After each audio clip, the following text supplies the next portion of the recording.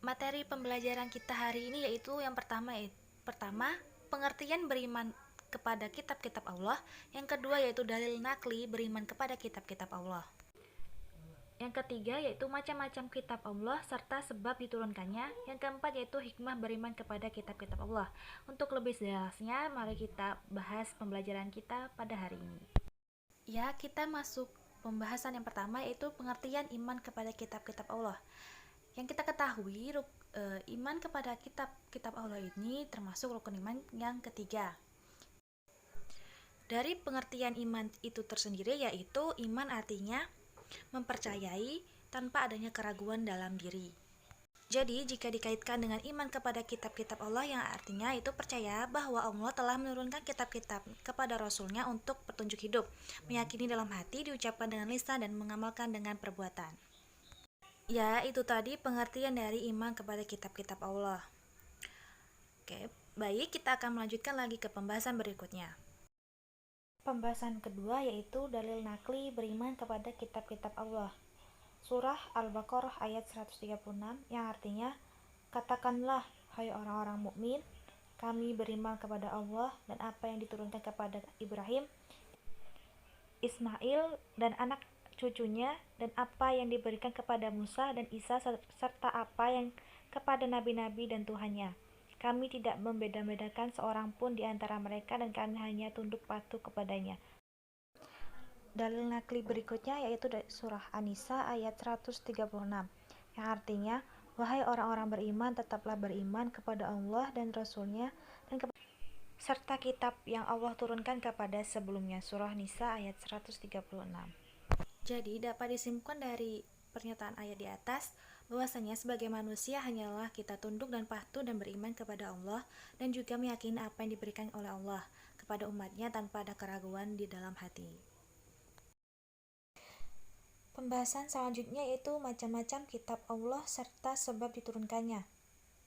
Kitab-kitab Allah dibagi menjadi ada 4 yang diturunkan, yaitu Taurat diturunkan kepada Nabi Musa, yang kedua yaitu Zabur diberikan pada Nabi Daud, yang ketiga yaitu Injil diberikan kepada Nabi Isa, yang terakhir yaitu Al-Quran diberikan kepada Nabi Muhammad SAW.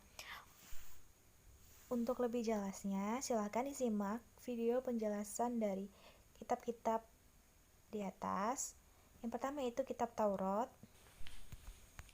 Kata Taurat berasal dari bahasa Ibran yaitu Torah atau instruksi. Kitab Taurat adalah salah satu kitab suci yang diwahyukan oleh Allah kepada Nabi Musa alaihissalam. Kitab Taurat menjadikan petunjuk dan bimbingan bagi kaum Bani Israel. Isi pokok kitab Taurat dikenal dengan 10 hukum atau Ten Commandments atau 10 firman. Ten Commandments diterima Nabi Musa alaihissalam di atas bukit Sinai atau Gunung Sinai. 10 hukum tersebut berisi asas-asas keyakinan atau akidah dan asas-asas kebaktian atau syariah sebagai berikut. Yang isinya yaitu pertama, tiada Tuhan selain Allah Subhanahu wa taala. Yang kedua yaitu jangan menyembah berhala. Yang ketiga jangan mempersekutukan Allah Subhanahu wa taala. Yang keempat adalah suci hari Sabat atau hari Sabtu. Kelima, hormati kedua orang tuamu. Keenam, jangan membunuh. Ketujuh, jangan berzina. 8, jangan mencuri. 9, jangan bersumpah palsu atau bersaksi dusta. 10, jangan menginginkan milik orang lain.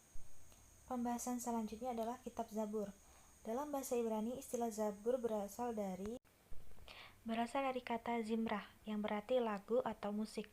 Zamir lagu atau mizrom mazmur merupakan pengembangan dari kata zamar artinya nyanyi dan nyanyian puji. Zabur adalah kitab suci yang diturunkan oleh Allah kepada kaum Bani Israel melalui utusan yang bernama Nabi Daud alaihissalam. Kitab Zabur berisi kumpulan ayat-ayat yang dianggap suci. Ada 150 surah dalam kitab Zabur yang tidak mengandung hukum-hukum, tetapi hanya berisi nasihat-nasihat hikmah, pujian dan sanjungan kepada Allah Subhanahu wa taala. Secara garis besar, nyanyian rohani yang disenandungkan oleh Nabi Daud alaihissalam dalam kitab Zabur terdiri atas 5 macam. Isinya yaitu nyanyian untuk memuji Tuhan Tuhan, yang kedua nyanyian perorang sebagai ucapan syukur, yang ketiga ratapan-ratapan jamaah, keempat ratapan doa individu, dan yang kelima yaitu nyanyian untuk raja. Yang ketiga yaitu kitab Injil. Kitab Injil diturunkan kepada Nabi Isa alaihissalam sebagai petunjuk dan cahaya penerang bagi manusia. Nabi Isa diutus untuk mengajarkan tauhid kepada umat atau pengikutnya. Tauhid di sini artinya mengesahkan Allah dan tidak menyekutukannya. Penjelasan tersebut terdapat di surah Al-Hadid ayat 27 yang artinya, kemudian kami susulkan Rasul-Rasul kami mengikuti jejak mereka, dan kami susulkan pula Isa putra Maryam, dan kami berikanlah Injil kepadanya, dan kami jadikan rasa santun dan kasih sayang dalam hati orang-orang yang mengikutinya. Yang terakhir yaitu penjelasan dari Al-Quran. Al-Quran adalah sebuah kitab suci utama dalam agama Islam yang umat muslim percaya bahwa kitab ini diturunkan oleh Allah kepada Nabi Muhammad SAW. Umat muslim percaya bahwa Al-Quran difirmankan langsung oleh Allah kepada malaikat Jibril secara berangsur-angsur selama 22 tahun, 2 bulan, dan 22 hari atau rata-rata selama 23 tahun. Wahyu pertama yang turun adalah surah Al-Alaq ketika Nabi Muhammad berusia 40 tahun. Pada tanggal 17 Ramadan di Gua Hira hingga wafatnya pada tahun 632 Hijriah. Umat muslim menghormati Al-Quran sebagai sebuah mukjizat terbesar Nabi Muhammad sebagai salah satu tanda dari kenabian dan merupakan puncak dari seluruh pesan suci wahyu yang diturunkan oleh Allah sejak Nabi Adam dan diakhiri dengan Nabi Muhammad. Al-Quran menjelaskan sendiri bahwa isi dari Al-Quran adalah sebuah petunjuk, dan doa terkadang juga dapat berisi cerita mengenai kisah bersejarah dan doa dan menekankan pentingnya moral. Al-Quran digunakan bersama dengan hadis untuk menentukan hukum syariah serta menjadi pedoman umat Nabi Muhammad sampai akhir hayat.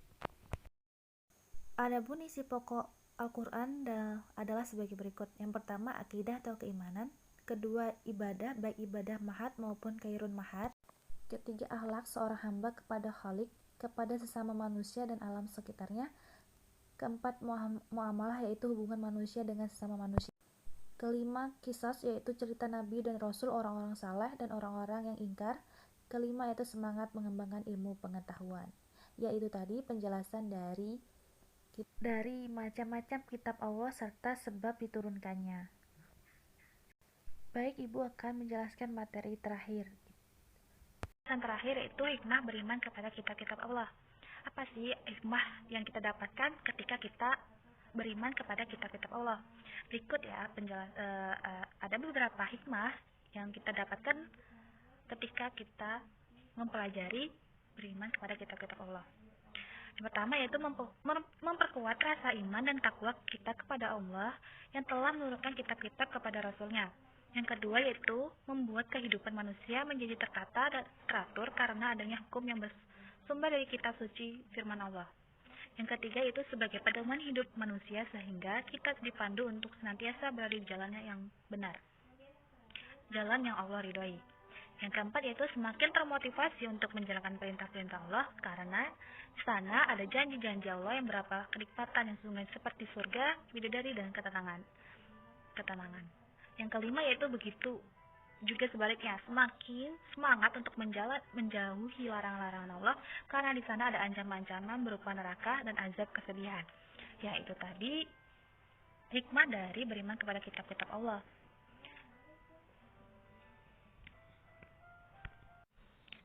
Begitulah penjelasan kita tentang beriman kepada kitab-kitab Allah.